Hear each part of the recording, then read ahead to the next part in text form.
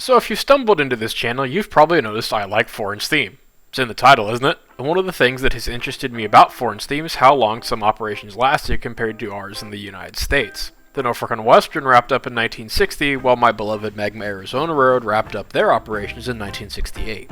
But this is only the United States, as Mexico's MDLP only ended steam in the early 1990s. Looking abroad, you realize the US ended steam quite early, as a lot of countries didn't really retire everything until at least 1970. I thought it'd be fun to go through some of the keynote operations and answer the question of why did steam last so long? The ones of questionable practice. Gotta get this one out of the way first, which involves what I call the big three as far as late steam go, that being South Africa, India, and China. Oh, and maybe Rhodesia. Starting with South African railways, steam lasted into the early 1990s, with certain spots lasting through the end of apartheid. That itself being one of the key reasons for steam's longevity there, along with the large coal reserves, because steam is cheap when you're paying peanuts to the people servicing them. India did this too during British rule, and I'm sure other colonies too. Low-paid native Indians did the menial tasks in the shed, the Anglo-Indians worked on the engines. India and China both have massive populations and, like South Africa, coal reserves. This was what led to steam's longevity in both countries. Plus, India continued building steam in 1971, and China, not counting the industrial service-only SYs, which were last outshopped in 1999, was still building steam into the 1980s, as at the time it worked out that a QJ was cheaper to run than the equivalent diesel. Extreme climate, or financial woes. This leads us to South America. Quite simply, steam held reign here into the 60s because diesels couldn't cope with the 10,000 feet plus altitude. Hans supplied one heavy shunter for the Ferrocarriles Huacay-La Paz in the 50s, but diesels didn't start arriving in mass until the late 60s.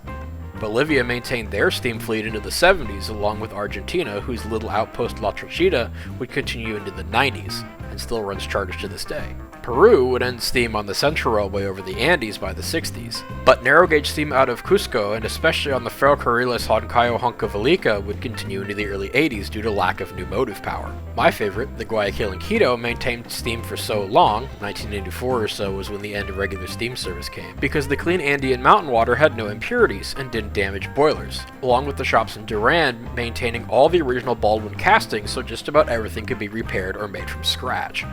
The G&Q was also basically living year to year on a government budget, and diesels are expensive, especially sourcing parts, which tended to be an issue for most government-run railroads south of the border, and was why they kept steam. The autoferros worked because Thomas had set up a bus builders in Ecuador, and as bus travel is very popular in South America, the reason most of these operations lost their passenger revenue in the first place, if you can't beat them, join them. By the 1990s, it's rumored the G&Q's annual budget from the government was only $100,000 USD. Hardly enough to do much with the railroad, let alone buy alternators from Bombardier for ever problematic Alcos. Cuba is also an interesting case, as while the US embargo came just late enough for the main lines to dieselize, the sugar industry continued to use steam into the 2000s when the industry actually died.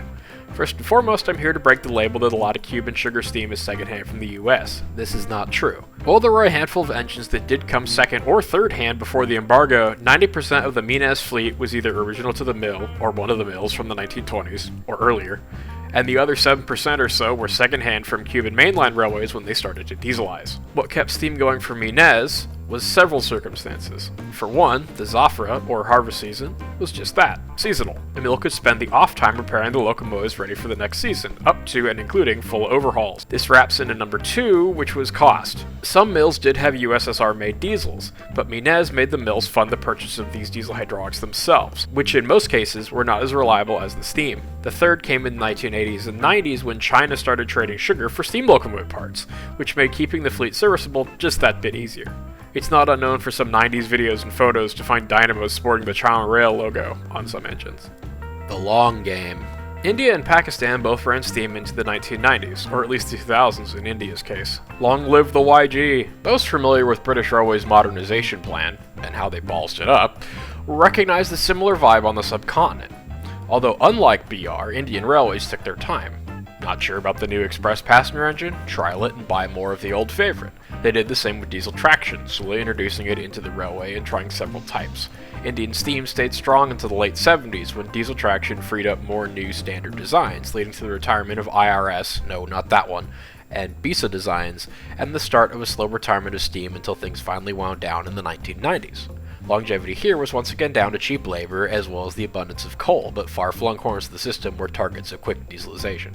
Pakistan on paper doesn't sound like a place for steam longevity. After partition, most if not all of their coal was in India, which meant a heavy dependence on domestic oil, and unlike India, Pakistan did not invest in new standard designs post-partition, for the most part. Instead, they stuck with what they had, and enthusiasts were surprised to find SPS Class 440s still running when tensions eased and Westerners were allowed to visit in the mid-70s.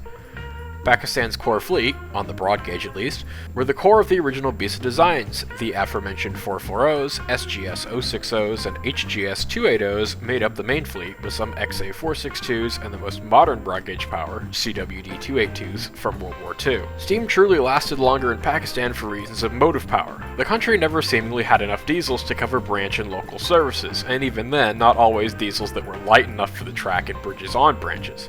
In fact, the famous Khyber Pass line, a 3-days-a-week local service until the tourist boom kicked off in the 90s, was never diesel-worked, as even the smallest Alco diesels were too heavy for the rail used, whereas HGS 280s and SGS 060s could work top and tail on trains without issue. I'll wrap this up with Zimbabwe, though we have to backstep to Rhodesia for the story. Steam was overhauled to get around sanctions, and coming into the 1990s, Steam there was a strong presence, at least around Bulawayo. But as the years have ticked by, parts have gotten hard to find and engines have needed work, and while Bulawayo often had at least one Garrett on switching work around the station, or at least 1 or 2 for charters, which usually filled what needed, this has sadly gone by the wayside. Now at the end of 2025 though, all this steam is gone. Real steam, as it's described, is living seconds to midnight, with the only real survivors being Voltson in Poland, for as long as it can, as it's been on unstable ground since before COVID, and Bosnia. Zimbabwe has been here or there the last decade, but currently it looks like things are done there as well. Only time will tell. Thanks for watching. Sorry it's been so long between videos. I had to move, I have had dental work done, I got addicted to something mainstream for the first time in my life. It's been interesting, but I'd like to keep making these videos, and I hope to keep going in the next year to come. Have a good new year, everybody.